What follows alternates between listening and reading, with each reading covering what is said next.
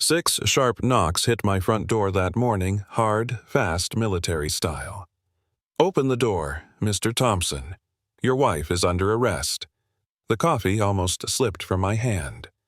Oakwood Heights was quiet sun creeping through the blind sprinklers, ticking the kind of morning that's supposed to be normal, until someone tries to destroy it.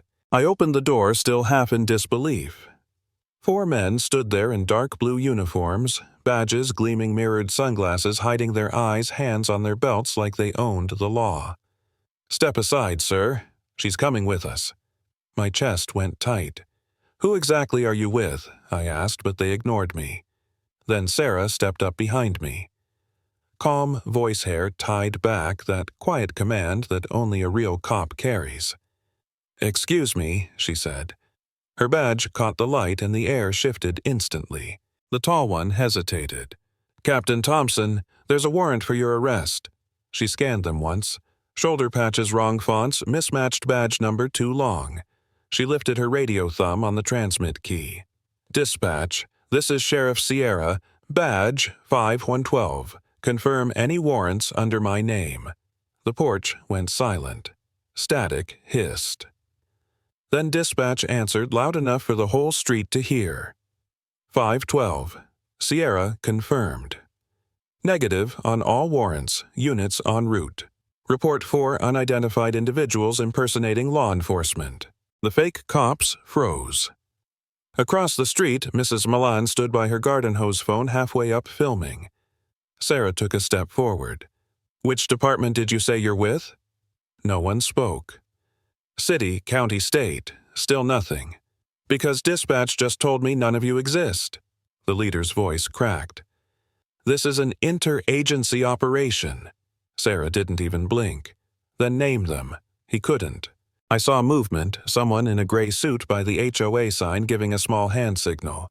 The fake cops started backing away, breaking formation. Then sirens echoed down the block.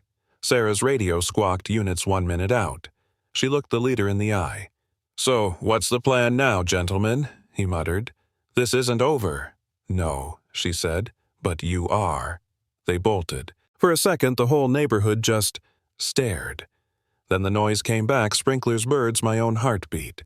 When I closed the door, Sarah was already taking notes. "That wasn't random," she said. I tried to joke. "Probably HOA nonsense." She shook her head. "The HOA doesn't have access to patrol frequencies or our call signs." That's when we saw it, a piece of paper taped to our front door, flapping in the breeze. Notice of violation, unauthorized construction modification. The signature at the bottom. Grant, Avery President, Oakwood Heights Homeowners Association. Sarah's eyes went cold. "They mean the flagpole," she said. "The tiny pole by our mailbox with a U.S. flag we replaced every July. Guess patriotism's out of style," I muttered. She folded the paper tight. "Grant Avery's about to learn what real enforcement looks like." Later that morning, I found Grant on his porch phone in hand, that HOA smile plastered on his face. "Morning, Jack," he said, acting casual. "Heard some excitement earlier." "Yeah, I said a bunch of fake cops came for my wife." "You wouldn't know anything about that, would you?" He chuckled too quickly. "Oh, probably a miscommunication between agencies. Strange. I said their SUV was parked right under your HOA sign." His smile froze for half a second. "Coincidence, I'm sure." I handed him the violation notice. "This showed up right after they left. You filing these personally now?" He barely looked. "Routine audit. Rules are rules." Then Sarah's cruiser turned the corner. Sun hit the roof lights. Grant's face twitched. "You know how people talk, Jack," he said. Voice low. "I'd hate for a misunderstanding to turn into a spectacle. They talk more," I said, "when you send fake cops to their door."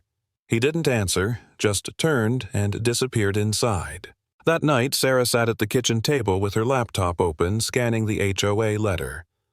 Logos off-center. Font wrong. Version number doesn't exist, and the email redirects to a blank domain. She leaned back. Whoever did this had access to the HOA database but not the official template. I said, "So, someone copied the system." She nodded. just like they copied those uniforms.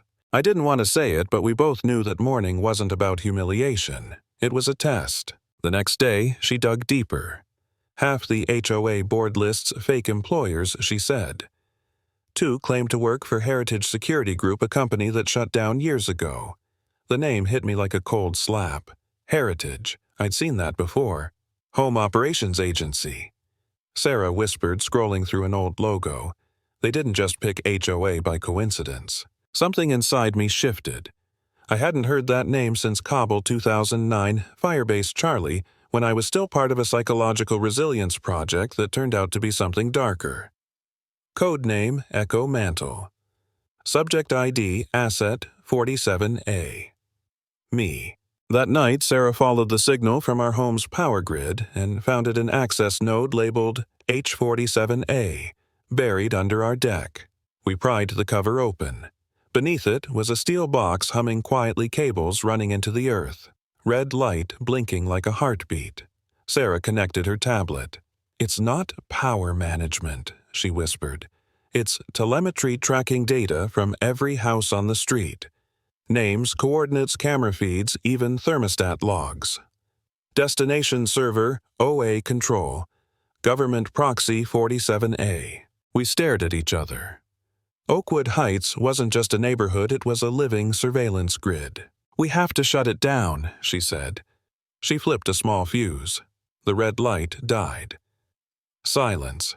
Then, click. A faint sound deeper under the ground. A hidden circuit coming online. "Backup system," I said. "Standard military design." Sarah grabbed my arm. "We need to go. Now." We sealed the hatch, covered it with dirt, and went back inside. The house looked normal, but it wasn't. Every light, every outlet suddenly felt like an eye. That night, her tablet came alive on its own. One line appeared on the screen. "Hello, 47A. Welcome back." The speaker crackled. A calm synthetic voice filled the kitchen. "Please don't disconnect, Jack. We have no intention to harm you. You were activated prematurely." Sarah drew her gun instinctively.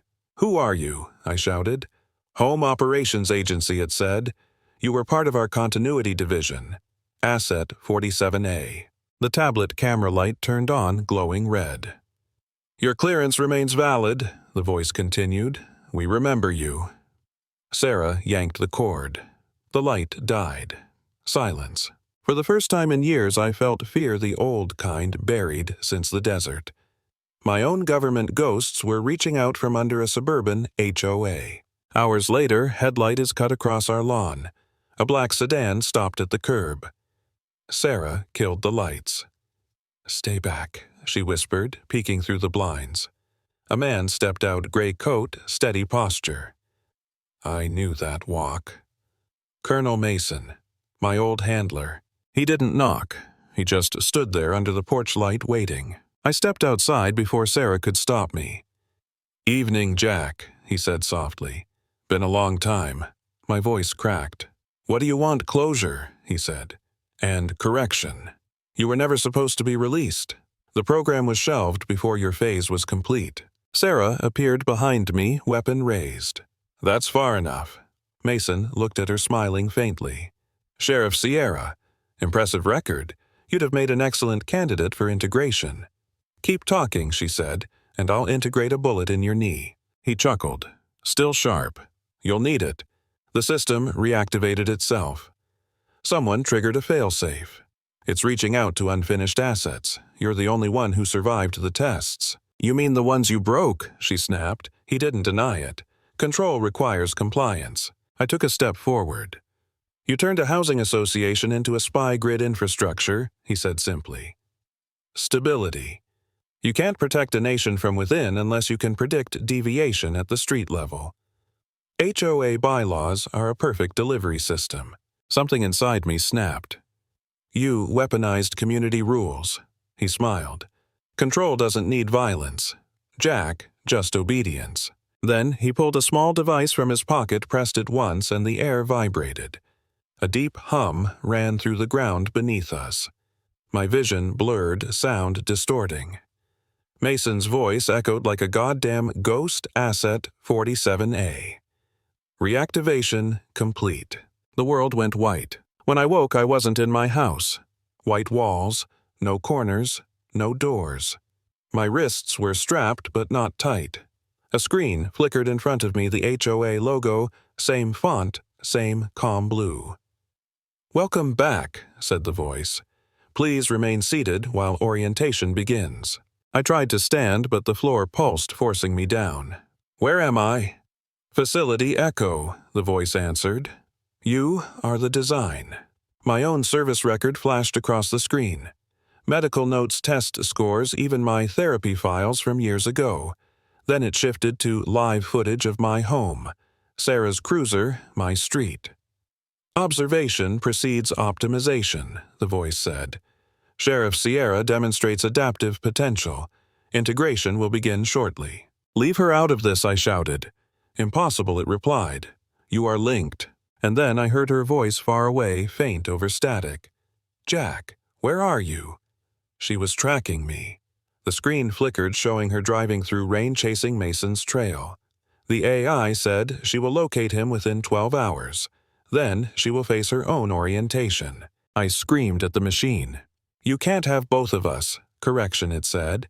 "We can't function without both of you." That's when I realized what they'd built. The HOA wasn't just surveillance. It was a neural network modeled on human relationships. Sarah was the conscience. I was the control. Together, we made the perfect system. But they forgot one thing: we still had free will. When she reached the old heritage facility, she broke through the gate. I felt the tremor even inside my white room. Lights flickered. Unauthorized access detected, the AI warned. A voice whispered in my head. "Hers, Jack." I found the core. "It's a glass pod, your vitals are inside." I smiled through the haze. "Then pull the plug. It'll kill you," she said. "Do it before it spreads." The lights blazed.